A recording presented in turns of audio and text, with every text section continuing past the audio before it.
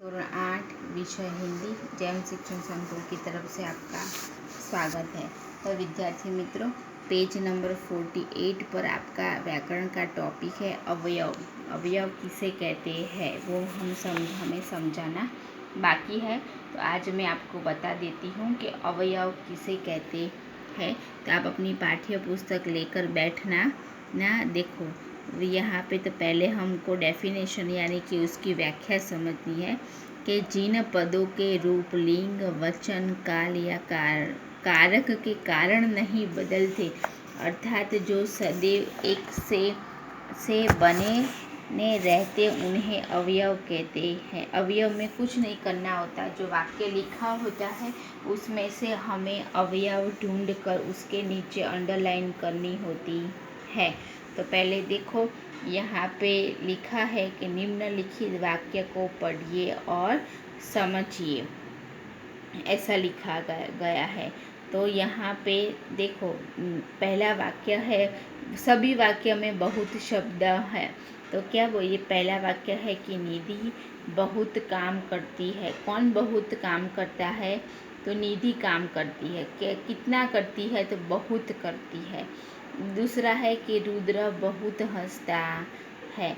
तीसरा है कि दिव्येश और चिराग घूमते हैं, पर कितना घूमते हैं? कम या बहुत? के बहुत घूमते हैं। जूही और रिया ने बहुत खरीदारी की। पांचवा वाक्य है कि मुझे आज बहुत खुशी है। छठा है कि कल सविता बहुत हंसी थी। तो कि इन वाक्यों से पता चलता है कि बहुत में कोई परिवर्तन नहीं हुआ है। उसके लिंग, वचन, काल बदलने पर भी इस शब्द में कोई परिवर्तन नहीं हुआ है। कोई भी वाक्य हो उसमें ये जो शब्द है वो उससे कोई परिवर्तन नहीं होता है। देखो नीचे दूसरा है धीरे धीरे करके आपको एक वाक्य है, उसमें सारे वाक्य में धीरे धीरे शब्द का प्रयोग किया गया है, यानी कि धीरे धीरे का अवयव क्या है। हमें अवयव की शब्दों की सूची कैसे मिलती है?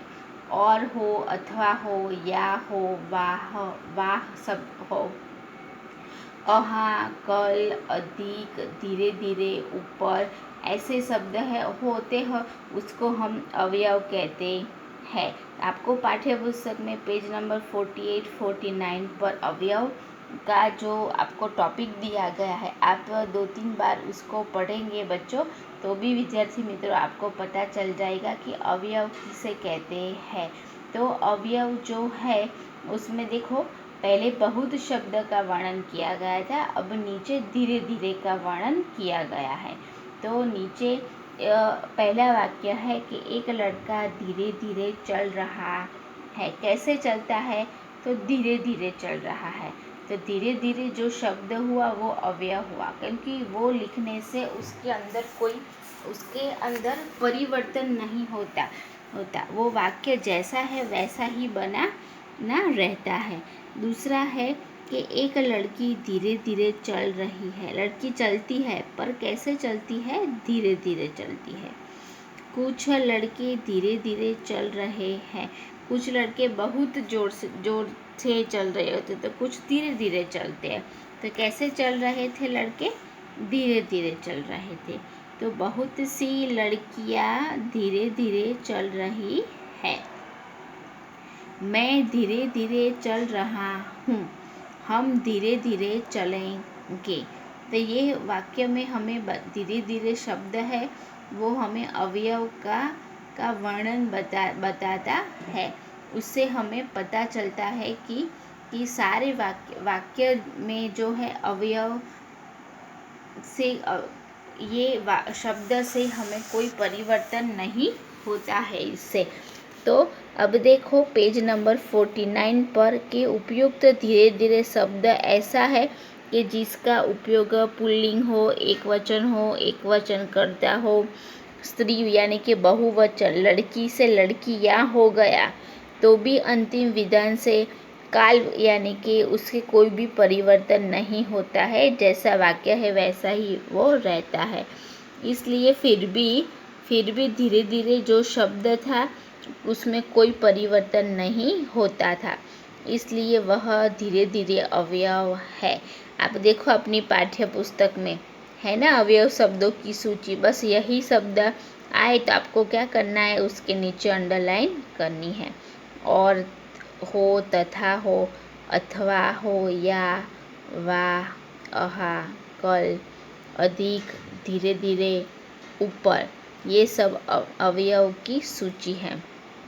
तो देखो पहला है ना कि पहला क्या है वाक्य कि उमंग और स्मित घर चले गए, तो क्या आएगा, और आएगा। तुम्हें अपने जन्मदिन पर कैमरा चाहिए या मेरा मोबाइल फ़ोन, क्या आया, देखो आप क्या आया उसके अंदर, तुम्हें क्या चाहिए, तुम्हें अपने जन्मदिन पर कैमरा चाहिए या मोबाइल फ़ोन, यह आया ना उसके अंदर। तो वाह शब्द, वाह क्या कैच लिया है, तो वाह शब्द के नीचे करेंगे ना अंडरलाइन। दूसरा, दुर्योधन तथा कर्ण में गहरी मित्रता थी, तथा आया शब्द, तो क्या आएगा, वो अवयव होता है। वह तेज दौड़ा, तो वह कैसा दौड़ा, तेज दौड़ा, तो वह शब्द, वाह शब्द, ये सब क्या होता है, अवयव की सूची बताता है। निम्नलिखित शब्दों में से जो अवयव है, तो हमको इससे पता चल जाता है, वह दौड़ा, तो कैसा दौड़ा, तेज दौड़ा। तो ऐसे हमें अवयव इससे पता चल जाता है कि अवयव किसे कहते हैं। आपको जिन शब्दों को अवयव के रूप में चुना है, क्या वे अवयव पद है, चर्चा कीजिए। हमें आपने देखा होगा कि विद्यार्थी मित्रों, ऊपर जो शब्द है वह दौड़ा, तो कैसा दौड़ा, तेज दौड़ा, तो ये वह क्या होता है हमारा, या कैच, या वाह, अह, और, ये सब शब्द हमें अवयव की सूची बताता है। तो हमें ऐसे क्या करता होता है, नीचे अंडरलाइन करनी होती है। तो आपको ऐसे एक बार पढ़ लेना है घर पे, तो आपको भी जो एग्ज़ाम में पूछे तो आपको भी क्या करना है, उसके अंदर नीचे अंडरलाइन करनी होती है। तो आपको भी एग्ज़ाम में मैं जातिवाचक संज्ञा, व्यक्तिवाचक संज्ञा, समूहवाचक, भाववाचक, ये सब एग्ज़ाम में, तो आपको भी क्या करना होगा, ये सब मैंने आपको 7वीं कक्षा में सब समझा दिया था, मालूम है ना कि अभी भूल गए। जातिवाचक को, व्यक्तिवाचक, भाववाचक, समूहवाचक, ये सब संज्ञा याद है ना। जातिवाचक में जाति का बोध कराती है, व्यक्तिवाचक में नाम का, और भाववाचक में भाव, यानी कि अच्छा है, बुरा है, सुख दुख है, भलाई है, बुराई है, वो इसको क्या कहते हैं, भाव कहते हैं। तो वो हमें भाववाचक संज्ञा का बोध कराते हैं, यानी कि ऐसे शब्द जो हो वाक्य में वो भाववाचक संज्ञा कहते हैं। उसके बाद समूहवाचक संज्ञा, जिसमें भीड़ हो, टोली हो, झुंड हो, सभा हो, उसको हम क्या बोलते हैं, समूहवाचक। वो हमने समझाया था ना आपको तो अभी मालूम होगा कि संज्ञा किसे कहते हैं। तो ऐसे हमने आपको 4 जो की संज्ञा थी वो मैंने आपको बता दिया था। उसके बाद एक सर्वनाम था, वो नाम था जो निश्चयवाचक और प्रश्नवाचक सर्वनाम, तो वो भी आपको मैंने बताया था। अब आपको क्या देखना है, वर्तमान, भूतकाल और भविष्यकाल, ये तीनों काल है वो आपको अभी समझना ना बाकी है। तो हम नेक्स्ट लेक्चर में क्या सीखेंगे, वर्तमान, भूतकाल और भविष्यकाल।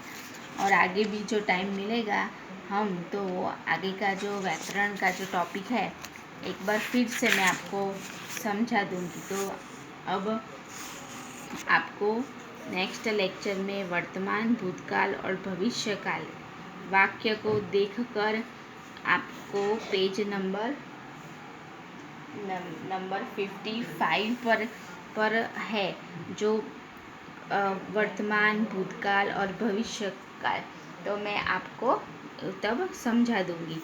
तो तब तक आपको आज जितना मैंने आपको समझाया है तो वो क्या करेंगे, घर पे आप पढ़ना और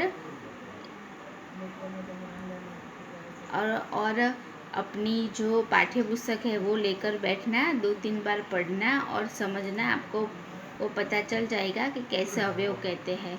तो आप इतना आज तैयारी कर लेना। आगे का नेक्स्ट लेक्चर आएगा तभी मैं आपको वर्तमान, भूतकाल और भविष्यकाल है उसको मैं आपको बता दूंगी। तो इतने तक आप अपना जो व्याकरण का टॉपिक है वो आप अपना व्याकरण का टॉपिक वो कंप्लीट कर देना।